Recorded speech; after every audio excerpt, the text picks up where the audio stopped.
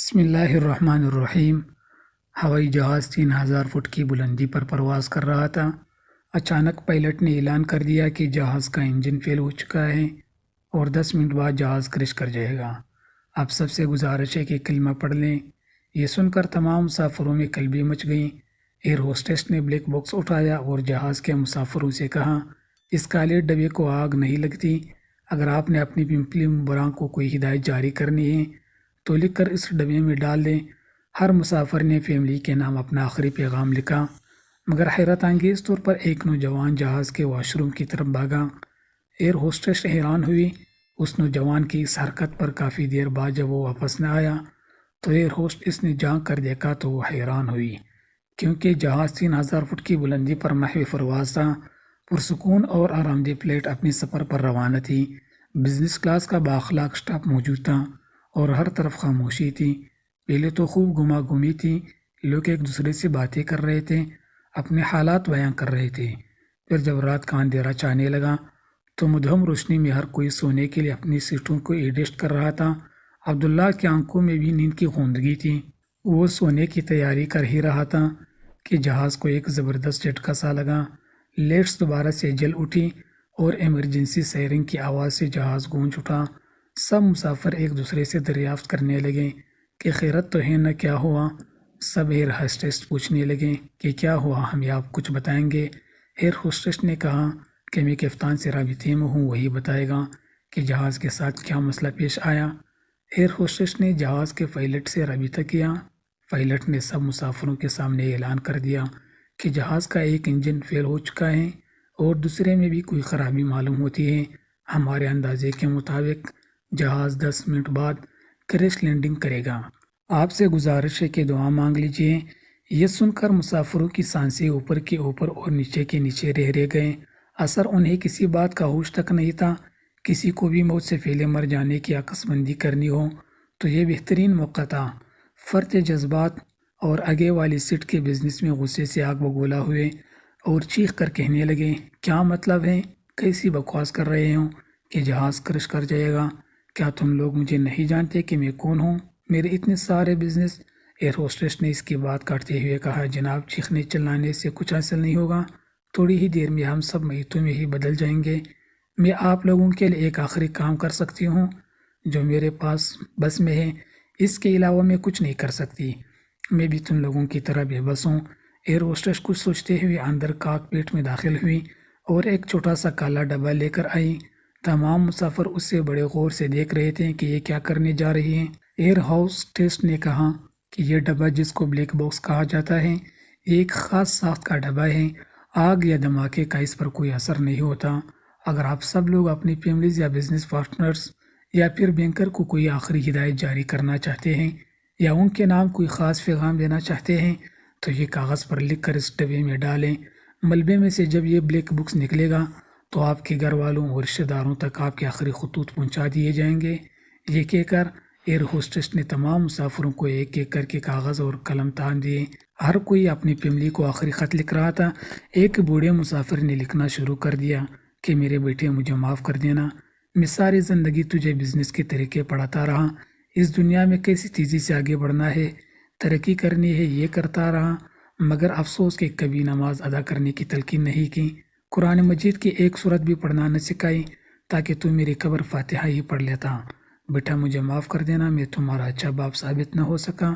ایک شوہر نے اپنی بیوی کے نام خط لکھا کہ مجھے معاف کر دینا، میں تمہارے حقوق ادا نہ کر پایا، چھوٹی چھوٹی باتوں پر تجھے مارنا شروع کر دیتا تھا، بلا وجہ غصہ کرتا تھا اور تمتی تھی کہ دن رات میری خدمت میں لگی رہتی تھی۔ اگر تم مجھے معاف نہیں کرو گے تو میرا اللہ مجھے معاف نہیں کرے گا۔ کاش کہ میں تمہارے سامنے ہی اپنے تمام گناہوں کی معافی مانگ سکتا، مگر ایسا نہ ہو سکا۔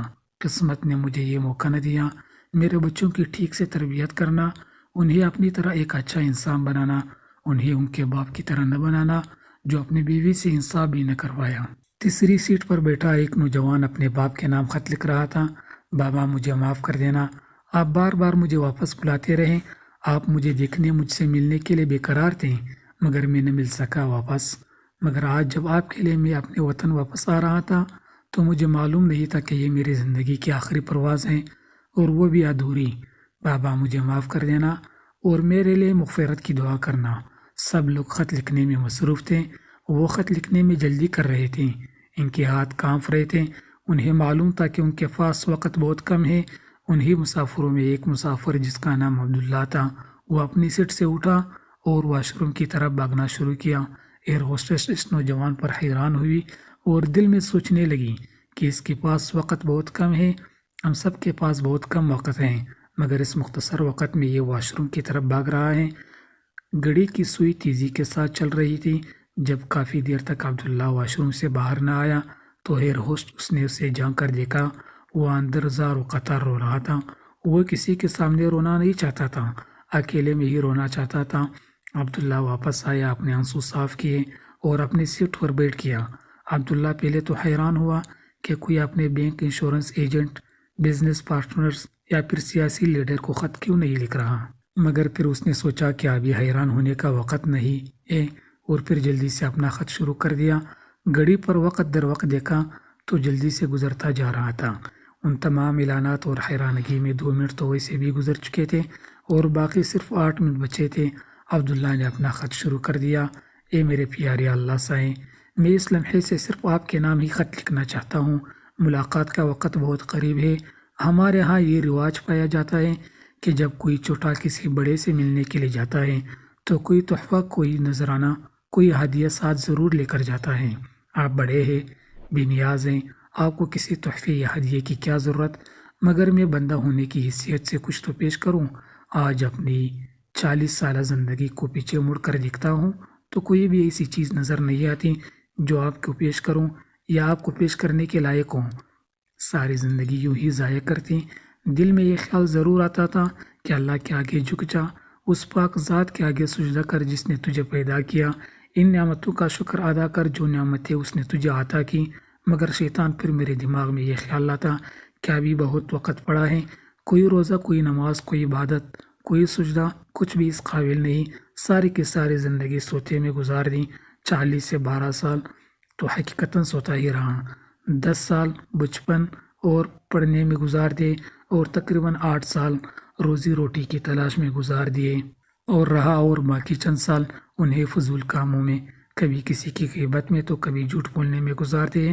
آگے سے آگے بڑھنے کے شوق میں کبھی کوئی ایسا وقفہ بھی نہیں آیا کہ پیچھے مڑ کر دیکھ سکوں کہ تیرے ساتھ تعلق کیسے بنایا۔ معاشرے کو سدھارنے کے خبت میں اپنے آپ پر کام کرنا ہی بھول گیا۔ نماز و نوافل اور روزوں کی تعداد، حج و عمرہ اور ختم و قرآن کی گنتی اور اپنی برائیوں کی حصہ و کتاب میں عبادت ہی نہ ہو سکی۔ کبھی نہ ہار ماننے کے عزم میں تیرے سامنے بھی سر نڈر نہ کیا۔ اللہ سہی، آج تو مجھے بچا لے۔ وہ لمحات جو تیرے ذکر میں کتنے تھے، وہ ٹی وی ڈراموں اور کھیل کود میں ہی گزر گئے۔ جو تیری یادوں اور دعا میں لگنے تھے، وہ ٹویٹر، فیس بک اور سوشل میڈیا میں ہی گزر گئے۔ جو وقت قرآن کی تلاوت اور اس کو سمجھنے میں لگنا تھا، وہ گیم آف تھرونز کھا گیا۔ اس کے ساتھ تصویر، اس جگہ کا وزٹ، وہاں جانا، یہاں آنا، بس ساری زندگی یہی کچھ کرتا رہا۔ اے اللہ، اے میرے مالک، اس جہاز میں سوار تمام بندوں میں ہی تیرے بدترین مخلوق ہوں اور تو میرا بہترین خالق ہے۔ اگر یہ آفت کوئی عذاب ہے تو مجھے 100% یقین ہے کہ یہ آفت میری وجہ سے ہی آتی ہے۔ آج یہ سارے تیرے حضور اپنی عبادتیں لے کر آ رہے ہیں، میرے پاس سوائے ندامتوں کے اور کچھ بھی نہیں۔ میرے دامن تو خالی ہی ہے۔ آج میں اپنے تمام جرائم کا اقرار کرتا ہوں۔ میں نے بہت بڑا شرک کیا۔ میں نے اپنے ذات کو بندگی اور تیرے بیچ رکھ دیا۔ میرے انا، میرا غرور، میرے تمام کارنامے، میرے ناولز، میرے قصے، یہ سب شرک نہیں تو اور کیا ہیں۔ نام تیرا لیتا رہا اور محبتیں کسی اور سے کرتا رہا۔ نماز تیری نظر کہے اور خیال تیرا پون کہے اور سامنے دور اور ہے چیٹ کسی اور سے۔ یا اللہ، میں نے ملاوٹ کی ہے، میں نے تیرے عشق میں ملاوٹ کی ہے۔ میں نے ذخیرہ اندوزی کی کہ مہینوں تک اناج میرے سٹور میں پڑا رہتا تھا اور باہر لوگ بھوکے مرتے تھے۔ میں یہ بات جانتا تھا، مگر میں اس طرف متوجہ نہیں ہوتا تھا۔ حالانکہ زندگی کا مقصد تو دوسروں کے کام ہی آنا ہے، اور ہمارے رزق میں تو نے ان غریب اور مسکین لوگوں کا حصہ رکھا ہے، لیکن افسوس کہ میں ان کے کام نہ آیا۔ میں نے رشوت بھی لی۔ رشوت دی ہی اسی لیے جاتی ہے کہ جو کام کرنے آئے ہوں، جس کے لیے کرنے آئے ہوں، اسے دھوکہ دے کر کسی اور کا کام کر دو۔ یہ میری تنخواہ رشوت ہی تو تھی جو دنیا دیتی رہی کہ تیرا کام نہ کرو جس کے لیے بھیجا گیا، وہ نہ کروں باقی سب کام کروں۔ میں نے غرور کیا کہ میرے ذات اور انا کے بت کی سوشل میڈیا پر ہزاروں فالور سے میں نے جھوٹ بولا اپنے آپ سے کہ سب اچھا ہے، لگے رہو، صحیح جا رہے ہو۔ میں نے سچ پر آنکھیں بند کر لیں اور روز آئینہ دیکھتا اور اپنے آپ سے نظریں چرا لیتا۔ یا اللہ سائیں، میں تو مرنے سے پہلے ہی مر گیا، میں جہاز گرنے سے پہلے ہی چاروں خانے چت ہو گیا۔ میں نے کتنے گھاٹے کا سودا کیا کہ مجھے چھوڑ کر دوسروں کو اپنا دوست بنایا، ایسے لوگوں کو جو صرف اچھے وقت پر میرے ساتھ تھے اور جب برا وقت آیا تو مجھے چھوڑ کر چلے گئے۔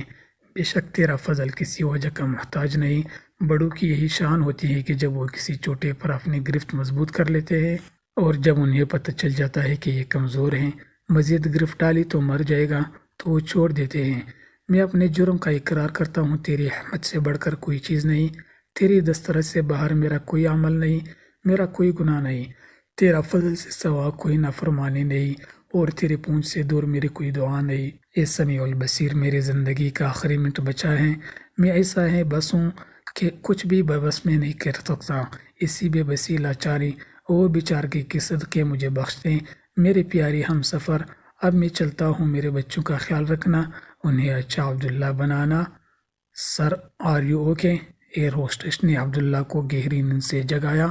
وہ پسینے سے شرابور تھا، سر سے لے کر کے پاؤں تک ایسے لگ رہا تھا جیسے وہ نہایا ہو۔ سب کچھ نارمل تھا مگر عبداللہ ایک خواب دیکھ رہا تھا۔